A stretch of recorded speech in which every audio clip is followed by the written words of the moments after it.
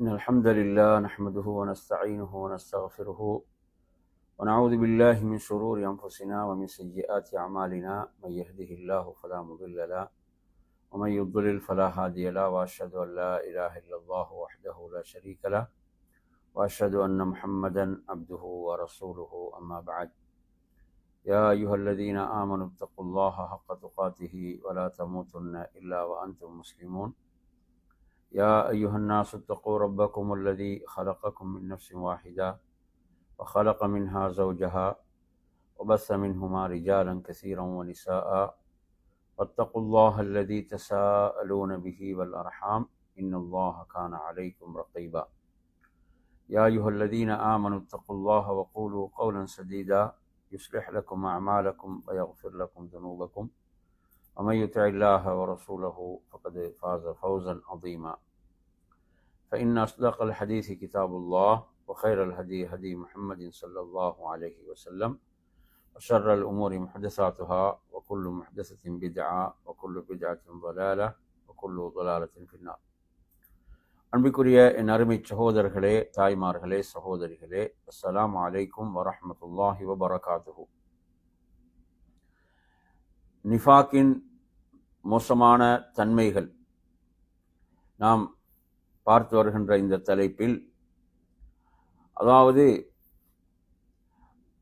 மிகவும் மோசமான மனிதர் தனது செயலால் தீமையை பரப்பி தனது வார்த்தைகளால் உண்மையை வெளிப்படுத்துபவர் ஆவார் என்று உமர் ரலியல்லாஹு அன்ஹு அவர்கள் குறிப்பிடுகிறார்கள். மிக மோசமான மனிதர் தனது செயல்களால் எதை பரப்புகிறார்? தீமையை பரப்புகிறார். ஆனால் வார்த்தைகளால் என்ன செய்கிறார்? அதற்கு மாற்றமாக உண்மையை வெளிப்படுத்தக்கூடியவர் மிக மோசமான மனிதர். உமர் ரலியல்லாஹு அன்ஹு அவர்கள் என்ன சொல்கிறார்கள் என்று சொன்னால், உங்களுக்காக நான் மிகவும் அஞ்சுவது அறிவுள்ள நயவஞ்சகனை பற்றியே என்று சொல்கிறார்கள். அவன் ஞானமுள்ள வார்த்தைகளை பேசுவான், ஆனால் அநியாயமான செயல்களை செய்வான் என்று குறிப்பிடுகிறார். எனவே நறுமையான சகோதரர்களே, அப்ப சிலர் அவர்களுடைய என்ன வார்த்தைகள், அந்த வார்த்தை அலங்காரங்களால் என்ன செய்வார்கள்? மக்களை வழிகெடுக்கக்கூடிய நயவஞ்சகர்கள், முனாஃபிக்குகள். அடுத்து நறுமையான சகோதரர்களே, இவர்கள் எப்படிப்பட்டவர்கள் என்றால், இந்த முனாஃபிக்குகள் அவர்களுடைய வெளிப்புற தோற்றங்களுக்கு முக்கியத்துவம் கொடுத்து என்ன செய்வாங்க? அதாவது உள்ளத்தின் அந்த உண்மை தன்மையையும் பண்புகளையும் புறக்கணிக்கக்கூடிய இந்த கெட்ட குணம் என்பது நிஃபாக்கின் நயவஞ்சகத்தின் குணங்களில் ஒன்றாகும். அல்லாஹு தஆலா குர்ஆனிலே சொல்லும் போது, நபியே, நீங்கள் அவர்களை காணும் போது அவர்களின் உடல்கள் உங்களை ஆச்சரியப்படுத்தும். அவர்கள் பேசினால் அவர்களுடைய பேச்சை நீங்கள் கேட்பீர்கள். ஆனால் அவர்கள் சுவரில் சாய்த்து வைக்கப்பட்ட மரக்கட்டைகளை போன்றவர்கள் என்று அல்லாஹு தஆலா சொல்கிறான். சூரத்துல் முனாஃபிகூன் 63வது அத்தியாயம் 4வது வசனம். எனவே இவர்களுடைய கவர்ச்சி என்பது எங்குதான்? வெளிப்புறத்தில், வெளித்தோற்றத்தில். அதே போன்று வார்த்தைகள், அந்த வார்த்தைகளிலும் என்ன இருக்கும்? இன்பம் இருக்கும், சுவை இருக்கும். ஆனால் அவருடைய உள்ளத்தை பொறுத்தவரையில் அதற்கு நேர் மாற்றமான அந்த நிலைதான் காணப்படும். எனவே நறுமையான சகோதரர்களே, இவ்வளவு ஆபத்தானவர்கள் இவர்கள் என்பதை புரிந்து கொள்ள வேண்டும். அடுத்த நறுமையான சகோதரர்களே, இவர்களுடைய அடுத்த ஒரு மோசமான பண்பு என்னவென்றால், அதாவது அல்லாஹ்வின் தூதர் ஸல்லல்லாஹு அலைஹி வஸல்லம் அவர்களும் சஹாபாக்களும் அல்லாஹ்வுடைய மார்க்கத்துக்காக, தீனுக்காக செயல்பட்டு கொண்டிருந்தார்கள். ஆனால் இந்த நயவஞ்சகர்கள் என்ன சொன்னார்கள்? பல்வேறு காரணங்களை சொல்லி பின்வாங்கிக் கொண்டிருந்தார்கள். மக்களையும் பலவீனப்படுத்தினார்கள். மக்களையும் எவ்வாறு அதிலிருந்து தடுப்பது என்பதற்கான மோசமான வேலைகளை, திட்டங்களை வகுத்து கொண்டிருந்தார்கள். இவர்கள் சொன்னார்கள், உஹதுடைய போர்க்களம் முடிகிறது, பல சஹாபாக்கள் கொல்லப்பட்டாங்க, 70க்கும் மேற்பட்ட சஹாபாக்கள் ஷஹீதாக்கப்பட்டார்கள். இவர்கள் சொன்ன வார்த்தை என்னவென்றால், அவர்கள் எமக்கு கீழ்ப்படிந்திருந்தால் கொல்லப்பட்டிருக்க மாட்டார்கள். இவர்களுடைய பார்வை என்னதான், அவர்கள் அல்லாஹ்வுடைய பாதையில ஷஹீதாக்கப்பட்டிருக்கிறாங்க, அது எவ்வளவு பெரிய அந்தஸ்து உயர்வு, அதையெல்லாம் பார்க்கக்கூடிய அளவுக்கு இவர்களுடைய பார்வை என்பது என்ன, அது ஈமானிய பார்வை அல்ல, ஒரு குறுகிய பார்வை. எனவே இவர்கள் சொல்கிறார்கள், நாம் எப்படி இந்த உஹதுடைய போருக்கு செல்லாமல் பின்வாங்கினோமோ அது போன்று பின்வாங்கி இருந்தால் கொல்லப்பட்டிருக்க மாட்டார்கள். அதே போன்று இவர்கள் அஹ்ஸாபுடைய போரில் என்ன சொன்னார்கள் என்றால், எமது வீடுகள் அவைகள் பாதுகாப்பற்ற நிலையிலே உள்ளன என்று இவர்கள் சொன்னார்கள். இவர்கள் சொல்லிவிட்டு என்ன செய்தார்கள், அந்த போரிலிருந்தும் அவர்கள் பின்வாங்கி சென்றதை நாம் பார்க்கலாம். அதே போன்ற நறுமையான சகோதரர்களே, இவர்கள் அந்த சூரத்துல் ஃபத்ஹில் அல்லாஹு தாலா அந்த ஹைபருடைய போருடைய செய்திகளை சொல்கிறான். எமது செல்வங்களும் எமது குடும்பங்களும் எங்களை தடுத்து வைத்தன என்று குறிப்பிட்டார்கள். எனவே இவ்வாறு நீங்கள் எடுத்து பார்த்தீங்கன்னு சொன்னால், இவர்களுக்கு போர் விதியாக்கப்பட்ட போது என்ன சொன்னார்கள், அல்லாஹு தாலா மூமின்களுக்கு போரை கடமையாக்கிய போது, எங்கள் மீது ஏன் நீ போரை விதியாக்கினாய், இன்னும் சிறிது காலம் எம்மை தாமதப்படுத்தி இருக்கக்கூடாதா என்றும் இந்த முனாஃபிக்குகள் பேசினார்கள். எனவே நறுமை சகோதரர்களே, இவ்வாறாக இவர்கள் என்ன செய்து பின்வாங்குவதற்குரிய காரணங்களை தேடினார்களே தவிர அல்லாஹ்வுடைய தூதரோடு சேர்ந்து போரில் கலந்து கொள்வதில் இவர்கள் ஆர்வம் கொள்ளவில்லை. அடுத்து இவர்களுடைய ஆபத்தான ஒரு பண்பை பாருங்கள். அதாவது அதிகமாக பேசுவது, அதிகமான நயவஞ்சகத்தனத்துக்கு, நிஃபாக்குக்கு என்ன செய்யும், வழிவகுக்கும். ஏனென்றால் நிஃபாக் என்பது, நயவஞ்சகம் என்பது செயல் இல்லாமல் வார்த்தைகளை மட்டும் கூறுவதுதான். எனவே நாவ் என்ன செய்யும், வலிமையாக பேசும், ஆனால் உடல் உறுப்புகள் செயல்பட முடியாமல் போகும். அல்லாஹு தஆலா குர்ஆனிலே எப்படி கேட்கிறான் என்றால், மூமின்களே, லிம தகூலூன மா லா தஃஅலூன், நீங்கள் செய்யாததை ஏன் சொல்கிறீர்கள் என்று அல்லாஹு தஆலா கேட்கிறான். அடுத்த நறுமை சகோதரர்களே, அடுத்து நாம் பார்க்கலாம், அதாவது முஸ்லிம் சமுதாயத்துக்கு ஏதாவது சோதனைகள், நெருக்கடிகள் என்று வருகின்ற போது இவர்கள் யூதர்களோடு உடன்படுவதில் மிக வேகமாக செயல்படுவார்கள். இந்த நயவஞ்சகர்கள் யூதர்களோடு உடன்பட்டு செயல்படுவதில் மிக வேகமாக இவர்கள் இருப்பார்கள். அல்லாஹு தஆலா குர்ஆன்ல சொல்கிறான், சூரத்துல் மாயிதா 52 வசனத்திலே, ஆகவே எவர்களுடைய உள்ளங்களில் நோய் இருக்கிறதோ அவர்கள் யூதர்களை நோக்கி விரைந்து செல்வதை நீங்கள் பார்ப்பீர்கள் என்று அல்லாஹு தஆலா சொல்றான். எமக்கு ஏதேனும் ஒரு ஆபத்து நேர்ந்து விடுமோ என்று அஞ்சுகிறோம் என்றும் அவர்கள் கூறுகிறார்கள். இப்படியும் கூறுகிறார்கள். பாருங்க, சமகாலத்தில் கூட இவ்வாறு இந்த நிஃபாக்கோடு செயல்படக்கூடியவர்கள் நாம் பார்க்கலாம். சூரத்துல் மாயிதாவுடைய 52 வசனம். எனவே நறுமையான சகோதரர்களே, அதே போன்று நீங்கள் பார்க்கலாம், இந்த நயவஞ்சகர்களின் அடையாளங்கள்ல ஒன்றுதான் அவர்களின் குறிக்கோள்கள் என்னவென்றால், யூதர்கள் மற்றும் அந்த கிறிஸ்தவர்களுடைய சிந்தனைகளோடு ஒத்துப்போகும். இவர்களுடைய அந்த சிந்தனைகள், இவர்களுடைய நோக்கங்கள் அந்த யூதர்கள் மற்றும் கிறிஸ்தவர்களுடைய நோக்கங்களோடு ஒத்துப்போகக்கூடியதாக இருக்கும். அல்லாஹு தஆலா குர்ஆன்ல சொல்லும் போது சொல்கிறான், சூரத்துல் ஹஷ்ர் 11 வசனத்தில் சொல்லும் போது, அதாவது நயவஞ்சகம் செய்தவர்களை நீங்கள் பார்க்கவில்லையா, நயவஞ்சகர்களை நீங்கள் பார்க்கவில்லையா, அவர்கள் வேதம் கொடுக்கப்பட்டவர்களில் நிராகரித்த தங்கள் சகோதரர்களிடம் நீங்கள் வெளியேற்றப்பட்டால் நிச்சயமாக நாங்களும் உங்களோடு வெளியேறுவோம், உங்களை பற்றி எவருடைய பேச்சையும் நாங்கள் என்ன செய்ய மாட்டோம், ஏற்க மாட்டோம் என்று கூறுகிறார்கள். எனவே நறுமையான அல்லாஹ்வுடைய தூதர் ஸல்லல்லாஹு அலைஹி வஸல்லம் அவர்கள் மதீனாவில் இவர்கள் ஒப்பந்தங்களை மீறிய போது நபி அவர்கள் என்ன செய்யறாங்க, முடிவுகளை எடுக்கிறாங்க. வஹையுடைய ஒளியிலே அவர்கள் முடிவுகளை எடுக்கின்ற போது இந்த முனாஃபிக்குகள் அவர்களை சார்ந்துதான் செயல்பட்டார்கள். தங்களை முஸ்லீம்கள் என்று வெளிப்படையாக கூறிக்கொண்ட இவர்கள், போலியாக தங்களை முஸ்லீம்கள் என்று கூறிக்கொண்ட இவர்கள் யாரோடு செயல்பட்டாங்கன்னு பாருங்க, அவர்களோடு தான் இவர்கள் செயல்பட்டார்கள். நீங்க வெளியேற்றப்பட்டால் நாங்களும் உங்களோடு வெளியேறுவோம் என்று அங்கும் பொய்யைத்தான் அவர்கள் சொன்னார்கள் என்பதை பார்க்கின்றோம்.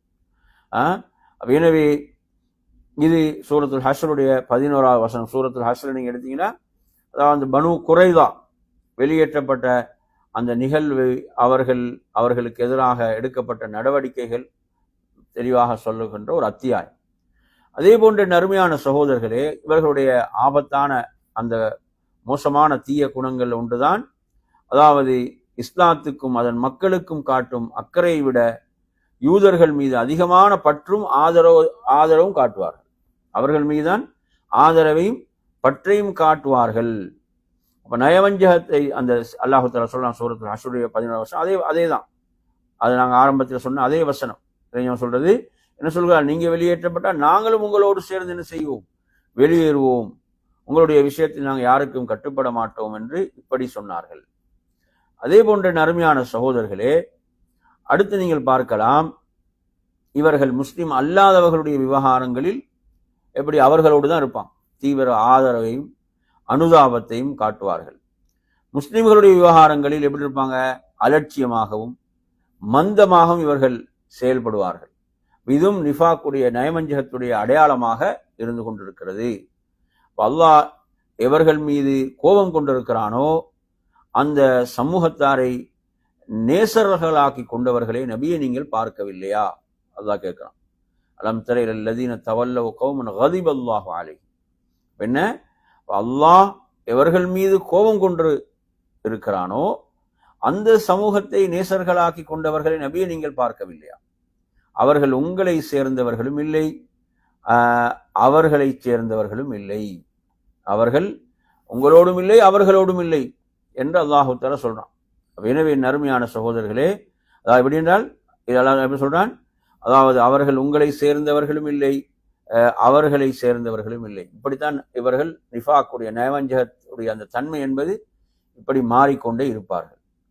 அடுத்த நறுமையான சகோதரர்களே, இந்த இவர்களுடைய மோசமான அடையாளங்களிலும் உள்ள ஒன்றுதான், அதாவது முஸ்லிம்களிடம் கடுமையான வார்த்தைகளை பயன்படுத்துவார்கள், காஃபிர்களிடம் மென்மையாக பேசுவார்கள். காஃபிர்களிடம் மென்மையாக பேசுவார்கள் என்றும் அல்லாஹு தஆலா எப்படி இதை சொல்கிறான் என்று சொன்னால், நாங்கள் ஆரம்பத்தில் ஓதி காட்டி அதே வசனம் தான். நீங்கள் வெளியேற்றப்பட்டால் நாங்களும் உங்களோடு நிச்சயமாக வெளியேறுவோம். அவர்கள் ஏன் வெளியேற்றப்படுகிறார்கள், என்ன காரணம், அதையெல்லாம் அவர்கள் பார்க்க மாட்டார்கள். அப்ப எனவே நறுமையான சகோதரர்கள் இப்படி செயல்படக்கூடியவர்கள் தான் நயவஞ்சகர்கள், முனாஃபிக்குகள். அதே போன்று இவர்களுடைய இன்னும் இவர்களுடைய மோசமான தன்மைகள் என்றும் உள்ளவைகள்ல அவர்கள் காவிர்களை நிராகரிப்பவர்களை கண்ணியப்படுத்துவதும் மூமின்களை இறை நம்பிக்கையாளர்களை இழிவாக கருதுவதும். அல்லாஹு தஆலா சொல்றான் சூரத்துல் மாயிதாவுடைய 54வது வசனத்தை சொல்லும் போது, அல்லாஹ் ஒரு சமூகத்தை கொண்டு வருவான், அவன் அவர்களை நேசிப்பான், அவர்களும் அவனை நேசிப்பார்கள். அவர்கள் மூமின்களிடம் பணிவாகவும் காஃபிர்களோடு கடுமையானவர்களாகவும் அவர்கள் இருப்பார்கள் என்று ரப்புல் ஆலமீன் குறிப்பிடுவதை பார்க்கின்றோம். அதே போன்ற நறுமையான சகோதரர்களே, இவர்கள் தங்களுடைய அந்த குறைபாடான அறிவை கொண்டு இவர்கள் தர்க்கம் செய்கிறார்கள். மேலும் இவர்களிடத்தில் இறை செய்தி வகை வரும்போது அதை விட்டு என்ன செய்கிறார்கள்? அவர்கள் வெருண்டோடி விடுகிறார்கள். அதை விட்டு வெருண்டோடி விடுகிறார்கள். அல்லாஹ் எப்படி சொல்கிறான்? நபியே, நீங்கள் அல்லாஹ் இறக்கி வைத்ததன் பாலும் இறை தூதரின் பக்கமும் வாருங்கள் என்று அவர்களுக்கு கூறப்பட்டால் அந்த நயவஞ்சகர்கள் உம்மை விட்டு முற்றிலும் பின்வாங்குவதை நீங்கள் பார்ப்பீர் என்று அல்லாஹு தஆலா சூரத்து நிசாவுடைய 61வது வசனத்திலே சொல்கிறான். அதே போன்ற நறுமையான சகோதரர்களே, இந்த நயவஞ்சகர்களை பொறுத்தவரையில் அதாவது குர்ஆனை ஆதாரமாக காட்டுவதை இவர்கள் வெறுப்பார்கள். இதுக்கு ஆதாரமாக அல்லாஹ் தஆலா குர்ஆனுடைய வசனம் பாருங்க எப்படி வருகிறது என்றால், நம்முடைய தெளிவான வசனங்கள் அவர்களுக்கு ஓதி காண்பிக்கப்பட்டால் நிராகரிப்பவர்களுடைய முகங்களில் வெறுப்பை நபியை நீங்கள் அறிந்து கொள்வீர்கள். அவர்களுக்கு நம்முடைய வசனங்களை ஓதி காண்பிப்பவர்கள் மீது அவர்கள் பாய்ந்து தாக்க முற்படுகிறார்கள் என்று அல்லாஹு தஆலா சூரத்துல் ஹஜ்ஜுடைய 72வது வசனத்திலே குறிப்பிடுகின்றான். அதே போன்று பார்க்கலாம் நறுமையான சகோதரர்களே, அதாவது ஒவ்வொரு காலகட்டத்திலும் வாழக்கூடிய இந்த நயவஞ்சகர்கள் முனாஃபிக்குகளுடைய அடையாளங்கள்ல அல்லாஹ்வின் சட்டத்தை ஏற்று தீர்ப்பு பெறுவதை இவர்கள் வெறுப்பார்கள். அல்லாஹ்வுடைய சட்டத்தை ஏற்று தீர்ப்பு பெறுவதை இவர்கள் வெறுப்பார்கள். அதை கண்டு பயப்படுவதும் அதை தவறாக சித்தரிப்பதும் மேலும் அவர்களுக்கிடையே தீர்ப்பளிப்பதற்காக அல்லாஹ்விடமும் அவனுடைய தூதரிடம் அவர்கள் அழைக்கப்படும் போது அவர்களில் ஒரு பிரிவினர் அதனை புறக்கணித்து விடுகிறார்கள் என்று அல்லாஹு தஆலா குறிப்பிடுகின்றான். சூரத் நூருடைய 48 வசனம். எனவே அல்லாஹ்வுடைய சட்டத்தின்படி தீர்ப்பளிக்கவர்கள் அழைக்கப்பட்டார்கள் என்ன செய்வார்கள்? அதை விட்டு வெருண்டோடக்கூடியவர்களாக இந்த முனாஃபிக்குகள் நயவஞ்சகர்கள் இருப்பார்கள் என்பதை நாம் இங்கே பார்க்கின்றோம். அதே போன்ற நறுமையான சகோதரர்களே, அதாவது ஆட்சியாளர்களை பொறுத்தவரையில ஆட்சியாளர்கள் என்ன செய்ய வேண்டும்? அவர்கள் சட்டத்தை சரியாக நிலைநாட்ட வேண்டும். அல்லாஹ்வுடைய குர்ஆன், அல்லாஹ்வுடைய தூதருடைய சுன்னா, இது நயவஞ்சகர்கள் விஷயத்திலும் என்ன செய்யணும்? இவர்கள் கவனத்தில் கொள்ளணும். அல்லாஹு தஆலா எப்படி சொல்கிறான்?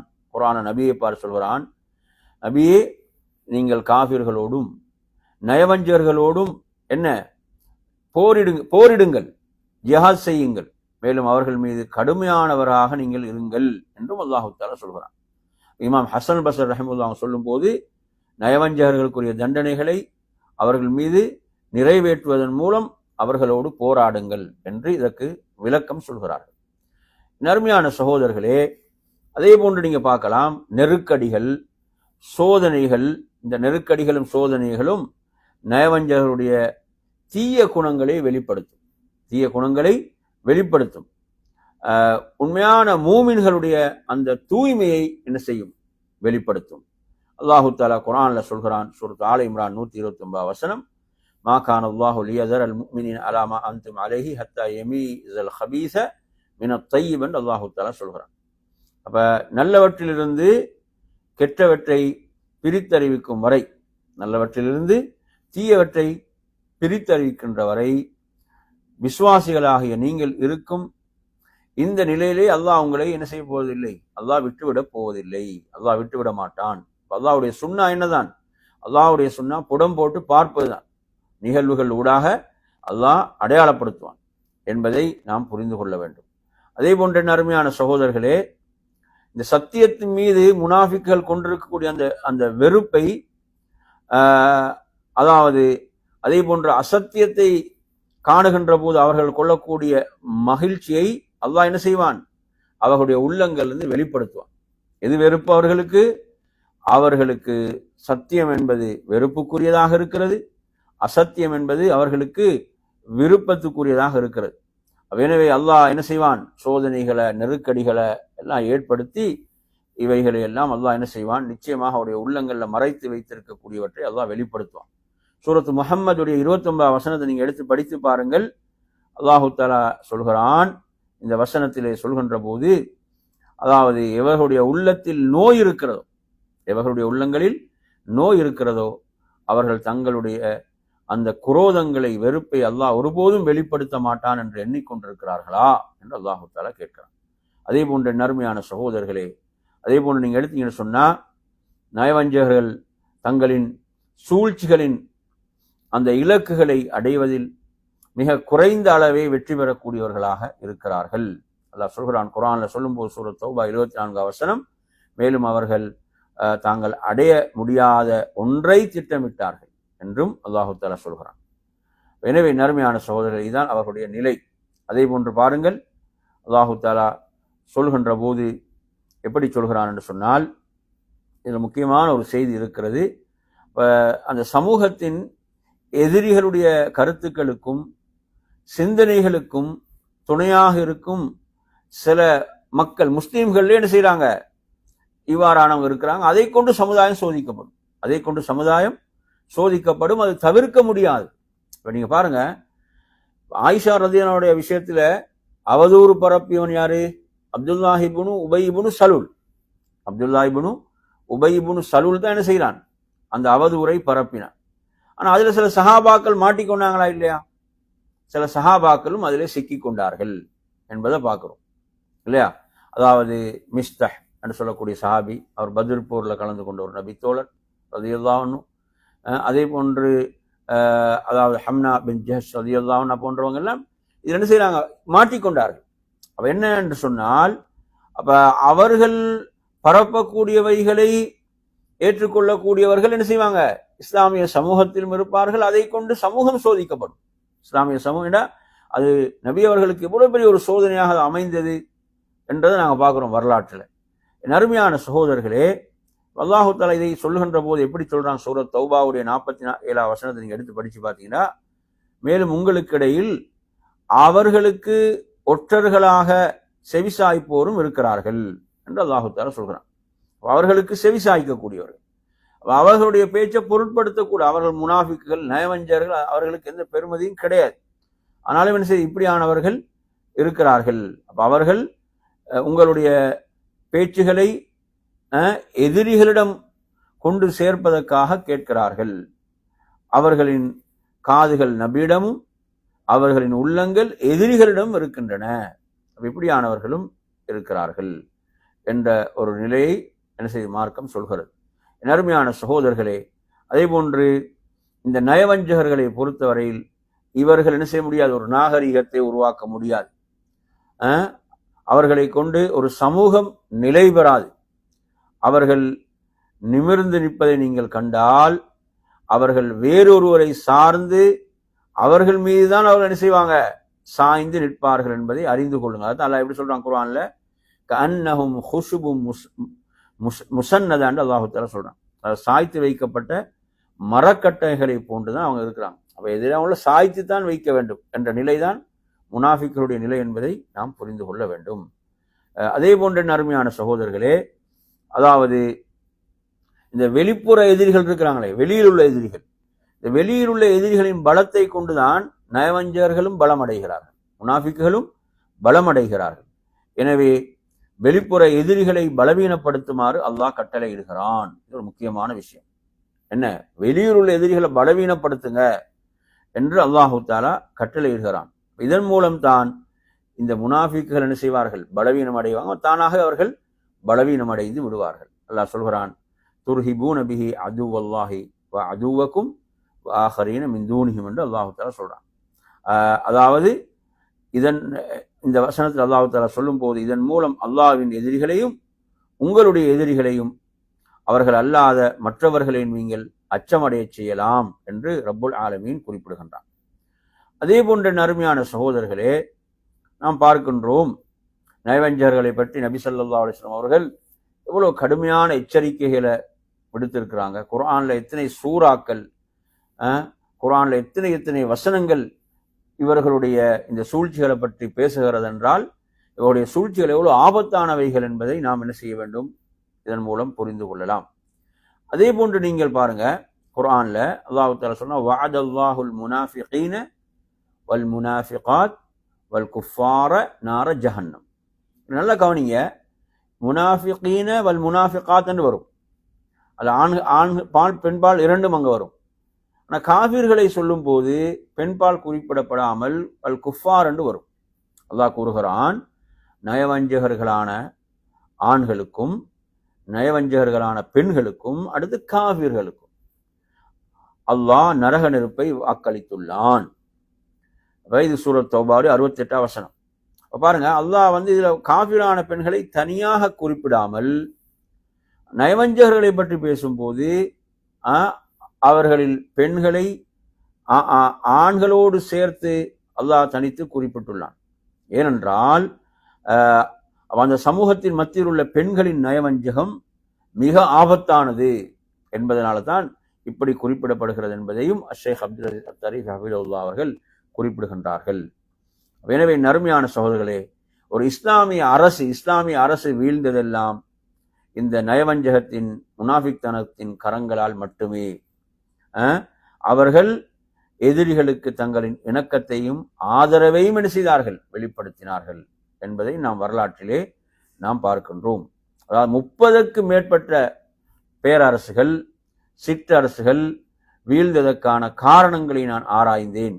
ஷேக் அப்துல் அஸீஸ் தரீஃப் அவர்கள் சொல்றார், அவற்றின் வீழ்ச்சியானது அதிகாரத்தை பெற்றுக்கொண்ட நயவஞ்சகர்களின் முனாஃபிக்களின் கரங்களால் உள்நாட்டிலிருந்தே பலவீனம் அடைந்து தான் அப்படித்தான் அது தொடங்கியது என்பதை நான் கண்டேன். எனவே நறுமையான சகோதரர்களே, அதன் பிறகுதான் எதிரிகள் நுழைகிறார்கள். இவர்கள் உள்ளே இருந்து என்ன செய்தார்கள்? பலவீனப்படுத்தினார்கள் என்ற நிலையை நாங்கள் பார்க்கிறோம். நறுமையான சகோதரர்களே, அதாவது சஹாபாக்களுக்கு மத்தியில என்ன செய்த ஒரு பிளவை ஏற்படுத்துவதற்காக அப்துல்லா இப்னு சபா அந்த யூதன் என்ன செய்தான், இஸ்லாத்தின் போர்வையில் தான் நுழைந்தான் என்பதையும் நாம் பார்க்கின்றோம். நறுமையான சகோதரர்களே, அப்ப இந்த சமூகத்தின் மீது உள்ள ஆபத்தான எதிரிகள் என்பவர்கள் முனாஃபிக்குகள் தான், நயவஞ்சகர்கள் அவர்கள் தான் என்பதை நாம் புரிந்து கொள்ள வேண்டும். நறுமையான சகோதரர்களே, அதாவது ஏனென்றால் அவர்கள் அறிஞர்களுக்கு மத்தியிலே மறைந்திருக்கின்ற போது பாமர மக்களுடைய நிலை என்ன?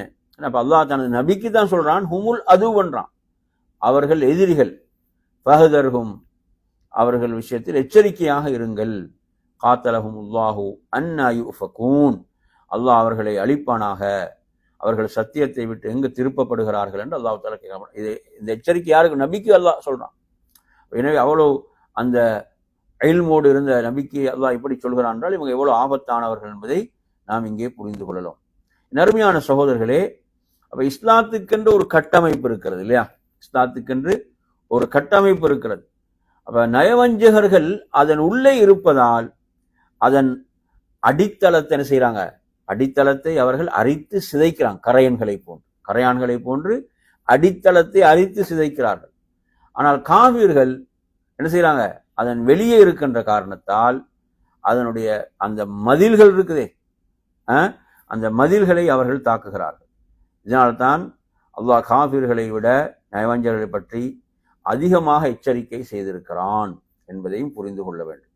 அதே போன்ற நறுமையான சகோதரர்களே, நயவஞ்சகருடைய பலம் என்பது அவர்களது நாவிலே இருக்கிறது. எங்க இருக்கிறது? அவர்களது நாவில் இருக்கிறது. ஆனால் மூமினுடைய பலம் என்பது அவனது ஈமானில், அவனது உள்ளத்திலே இருக்கிறது. மனிதர்களில் அதிகமாக என்ன வீழ்ச்சி அடைபவர்கள் அதிகம் பேசி குறைவாக செயல்படுபவர்கள் தான். அதிகம் பேசி, முனாஃபிக்குடைய பண்பு. மனிதர்கள் அதிகமாக உறுதியுடையவர்கள், அதிகம் செயல்பட்டு குறைவாக பேசக்கூடியவர்கள், இவர்கள் மூமின்கள் என்பதை நாம் புரிந்து கொள்ள வேண்டும்.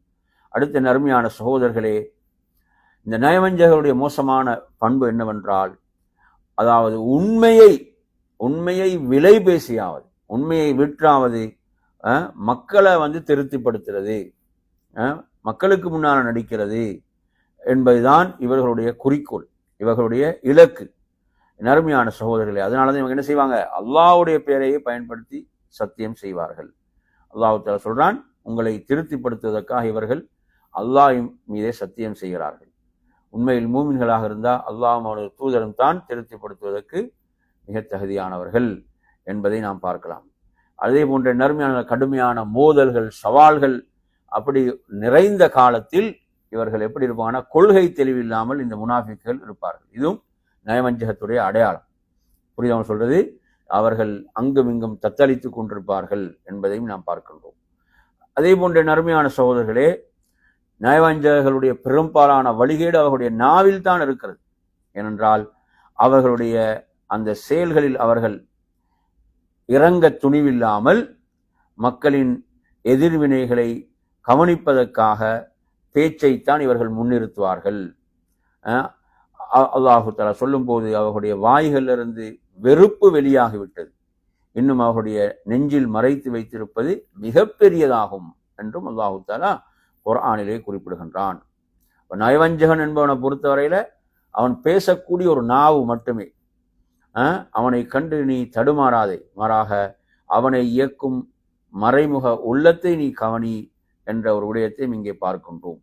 எனவே நறுமையான சகோதரர்களே, இப்படியான ஆபத்தான இந்த நயவஞ்சகர்களுடைய விஷயத்துல நாம் மிக எச்சரிக்கையாக இருக்க வேண்டும். இந்த மோசமான தீய பண்புகள் நம்மிடம் குடிகொண்டு விடக்கூடாது, நம்மிடம் வந்து விடக்கூடாது. நாம் மிக எச்சரிக்கையாக இருக்க வேண்டும். அல் குர்ஆன் அல்லாஹ் இவ்வளவு அடையாளப்படுத்துகிறான் என்றால் இவர்கள் மிக ஆபத்தானவர்கள். மிக எச்சரிக்கையாக இருக்க வேண்டும், கவனமாக இருக்க வேண்டும் என்பதற்குத்தான் அல்லாஹ் தஆலா இவர்களை அடையாளப்படுத்துகிறான். காலாகாலத்துக்கும் இந்த நயவஞ்சகம் என்ன செய்யும்? தலை தூக்கி கொண்டுதான் இருக்கும். இந்த மார்க்கத்தை பலவீனப்படுத்துவதற்கும் வீழ்த்துவதற்கும், முஸ்லிம்களை பலவீனப்படுத்துவதற்கும் இவர்கள் தலை தூக்கி கொண்டுதான் இருப்பார்கள். நாம் மிக கவனமாக இருக்க வேண்டும். இந்த மோசமான தீய பண்புகள் நம்மிடம் வராமல் நம்மை நாம் காத்துக்கொள்ள வேண்டும். அல்லாஹ் அதற்கு நம் அனைவர்களுக்கும் அருள் பாலிப்பானாக என்று கூறி நிறைவு செய்கிறேன். வாஹிரு தஅவானா அல்ஹம்துலில்லாஹி ரப்பில் ஆலமீன். அஸ்ஸலாமு அலைக்கும் வரஹ்மத்துல்லாஹி வபரகாத்துஹு.